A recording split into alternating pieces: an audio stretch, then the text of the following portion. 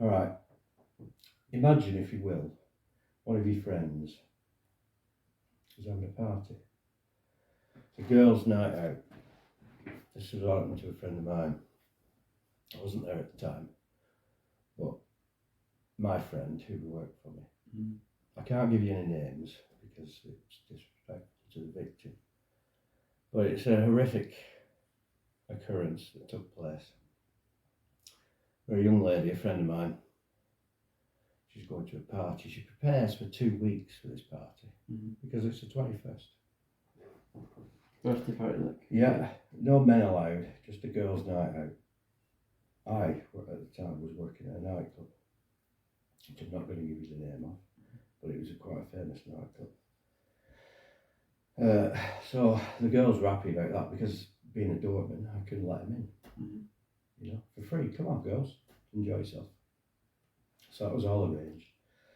The night comes. My boyfriend was supposed to be going out with some mates of mine, but he's ill, so he's in bed. He's literally, out cold with flu. Yeah. So he goes to bed early. Girlfriend kisses him good night because these people are absolutely in love. She gets ready, goes to a taxi, off to the party with the girls. She shows up at the door of the nightclub, so I say, yeah, come on, come in, let's put you in the executive lounge, which we did, and enjoyed themselves. Half an hour goes by, she comes to the door. She says to me, I'm going out, can I come back in? When I come back in, I'm like, well, why are you going out? She says, well, I forgot my purse. Yeah. And I'm paying for drinks and stuff, and I feel guilty all the time. And I understood, because you would. Yeah. You'd feel guilty if you couldn't, contribute to the night out. Even though my mates would all pay for it. So I said, yeah, no problem. I'll let you back in, of course I will. You're a friend of mine. Yeah. So she goes home. And the next part of this tale, that's the last time I saw her. Is when she got in the taxi and left the nightclub. To go home? Yeah, I never saw her again after. But what happened, I find out 5 days later, from my good friend who works for me. He tells me what happened, and I was absolutely speechless, gobsmacked, in shock, because I know these people. Yeah, it's worse when you know them. And this story was relayed to him by the brother of the girl who I showed to the taxi, who went home for a purse. Because she'd relayed it to him. And what happened? She wouldn't talk to the police. She couldn't. And the reason being is because when she went home, the taxi dropped her off.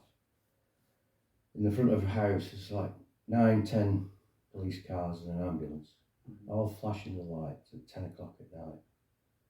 The whole street's out watching what's going on. And she's getting out of a taxi, witnessing this, and then she realises, fuck, that's my house. What are all these people doing in my house? What the fuck's going on? So she rushes back. She's stopped by the police.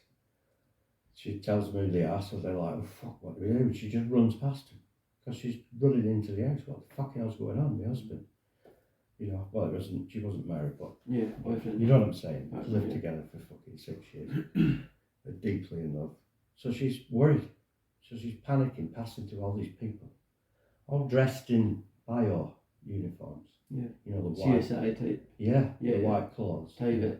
And the fucking masks, and the police lined up the fucking stairs. There's armed police outside.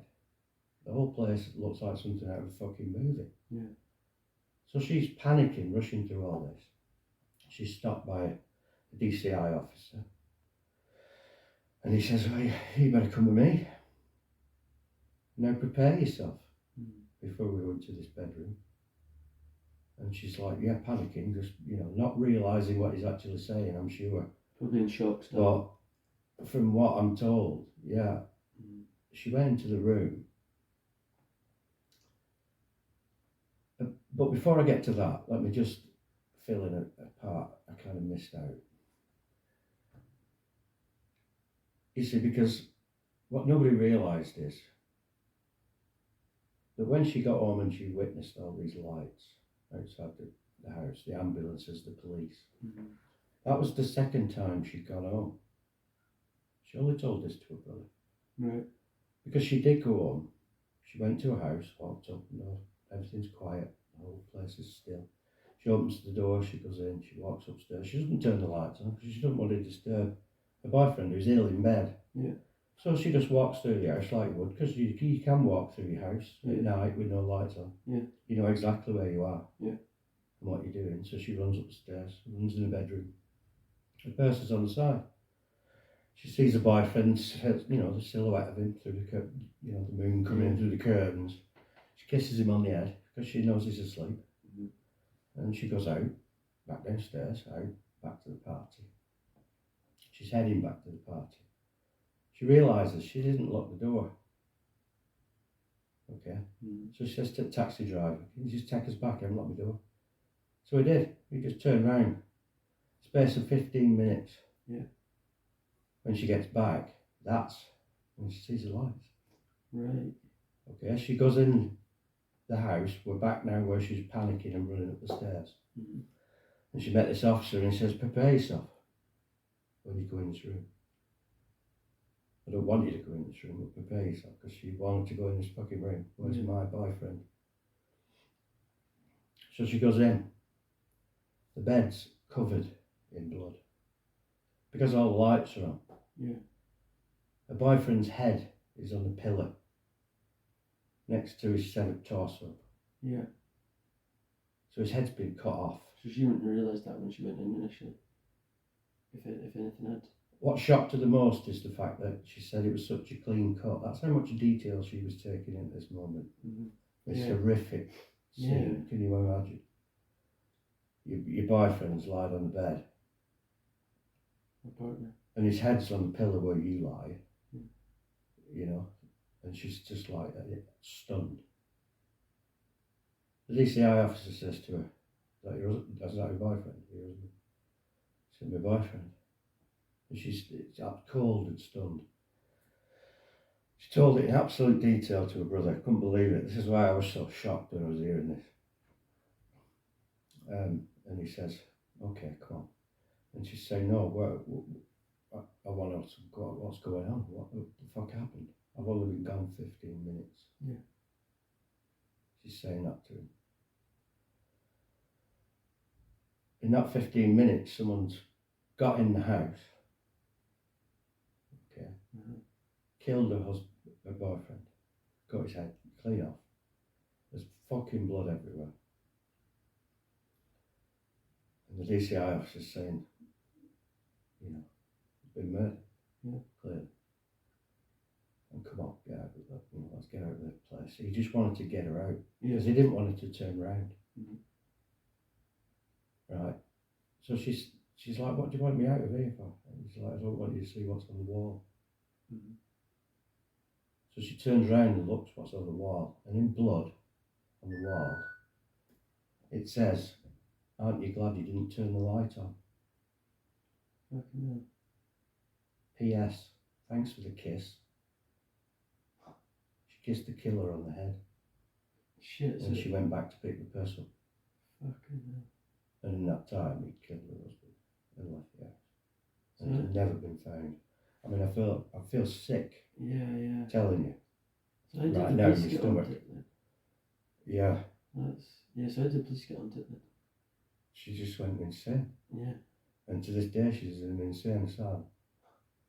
You can understand, it takes a moment for you to go from sane to insane. Well, that's it. So you reckon, or she came into the house?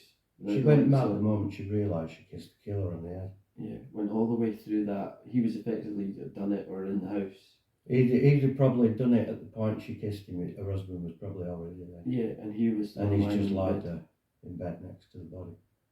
But when she went in to pick her purse up, she never put the light. She thought it was her husband she was kissing on the head. Fucking hell. Hence why he left P.S. Thanks for the kiss. Yeah.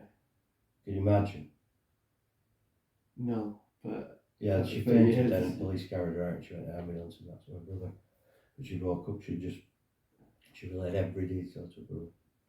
And her brother told every detail to my best mate This is a guy who never lied. I mean, he was crying when he was telling me. You know, he's Yeah. like sick. It made me sick because I knew these people. Yeah. I know. These are the moments that change your life, man. Oh, definitely. Because you realise that, you know, shit happens, Yeah. you know. But she was obviously meant to not turn the light on that night. You know. Well, I mean, Or she thank would have. God she didn't. Or she'd have been. That's why he said, Yeah, I know. aren't you glad you didn't turn the light on? Yeah. That's horrific. It's one of the most horrific tales. One of the most horrific tales I've ever been told. And they're British, obviously. Yeah. Yeah. She's still alive, but she's Still in alive. mental Yeah. institution. And no wonder. Yeah, it's absolutely, you know, I feel so sorry Yeah, definitely. for it. It's mind blowing, isn't it? Yeah, That's the tale of the party. yeah. Sweet.